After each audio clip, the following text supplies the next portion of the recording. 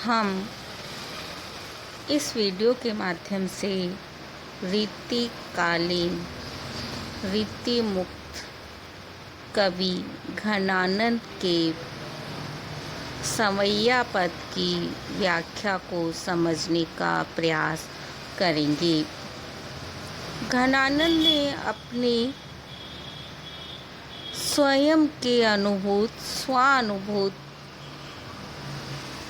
प्रेम को बहुत सुंदर भावना के साथ, बहुत सुंदर शब्दों के माध्यम से अभिव्यक्ति दी है। हमारी पाठ्य पुस्तक में उनके जो पद हैं, उन्हीं में से हम यहाँ पद को समझने का प्रयास करने वाले हैं। सबसे पहले हम पद देखते हैं, फिर उसके विषय में चर्चा करेंगे। पहले अपनाए सुजान सने सो, क्यों फिर नेह के तोरिए जूं, निर्धार आधार दे धार मझार, दई गई बाह न बोरिए जू, घन आनंद आपने चातक को, गुण बांध ले मोह न छोड़िए जू, रस प्याए के जाए बड़ाई के आस, बिसास में यूं बिस घोरी जो। उपालंब काव्य के रूप में हमने जिस काव्य को विशेष रूप से जाना है अपनी पिछली कक्षा में, वह है सूरदास का भ्रमर गीत, जिसमें गोपियों ने बड़े ही सुंदर तरीके से कृष्ण को उपालंब दिया है। घनानंद ने भी अपने प्रिय को उपालंब दिया है। और जिस पद को हम यहाँ देख रहे हैं, जिसकी व्याख्या हम यहाँ समझने जा रहे हैं, उस पद के अंतर्गत अपनी इसी उपालंब की भावना को कवि ने अभिव्यक्ति देने का प्रयास किया है।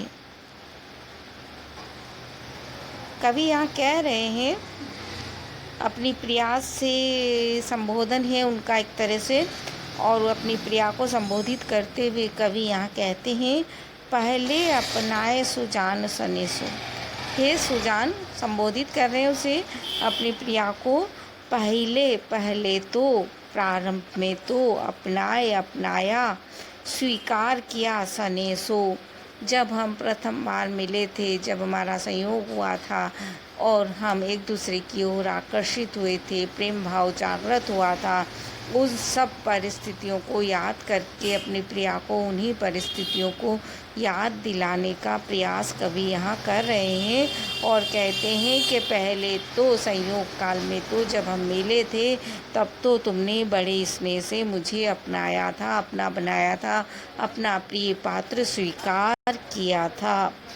क्यों फिरी नेह के तोरिए जो, और जब एक बार प्रिय बना लिया, एक बार प्रेम कर लिया, तो प्रेम तो ऐसी भावना है जिसे हमारे यहाँ 7 जन्मों का माना गया है, तो फिर एक जन्म में ही वह कैसे टूट सकती है? जन्म के बीच में ही, जीवन के बीच में ही वह कैसे समाप्त हो सकती है? इसलिए कभी यहाँ कहते हैं कि पहले तो तुमने जब हम मिले थे तो मेरे प्रेम को बड़े स्नेहपूर्वक स्वीकार किया था, अपना बनाया था। क्यों फिरी नेह के तोरिए जो, तो फिर क्यों, प्रश्न लगाते हैं वहाँ, फिर अब नेह के तोरिए जो, अब उस नेह को, उस प्रेम को क्यों तोड़ रहे हैं? क्योंकि प्रेम तो एक बार हो जाने के बाद, एक बार करने के बाद निभाया जाता है, तोड़ा नहीं जाता। यही प्रेम की रीति होती है। निर्धार आधार दे, वह के जब मैं कहते हैं यहाँ पर, जब मैं निराधार था, अर्थात मेरे मन को, मेरे जीवन को कोई आधार नहीं था, किसी तरह की प्रेम की भावना मेरे अंदर विद्यमान नहीं थी, आधार दे, तब तो तुमने मुझे प्रेम का आधार प्रदान किया, अपने प्रेम का सहारा दिया। धार मझार, और अब जब हम मझधार में आ गए हैं, जीवन के मझधार में जीवन के बीच में हमने बहुत सारा जीवन बिता लिया है। इस तरह से जब जीवन की धारा के बीच में, प्रवाह के बीच में हम आ गए हैं और उस प्रेम की एक आदत बन गई है, वह प्रेम जीवन का एक अंग बन गया है, तब इस जीवन की मझधार में, धार के मध्य में दई बाह न बोरिए जो, तुम मेरी बाह को गही ग्रहण करके हे दैया दुख से अभिव्यक्त कर रहे हैं वह अपनी भावनाओं को। हे दैया तुम अब बाह न बोरिए जो, अब तुम मेरी भुजा पकड़कर इस जीवन की धार के मझधार के बीच में मुझे अब मत डुबो, क्योंकि अब तुमने मुझे बीच में छोड़ दिया है। तुम बीच में मुझे छोड़े रखोगे तो ऐसी स्थिति में मैं इस जीवन की धारा में डूब जाऊंगा।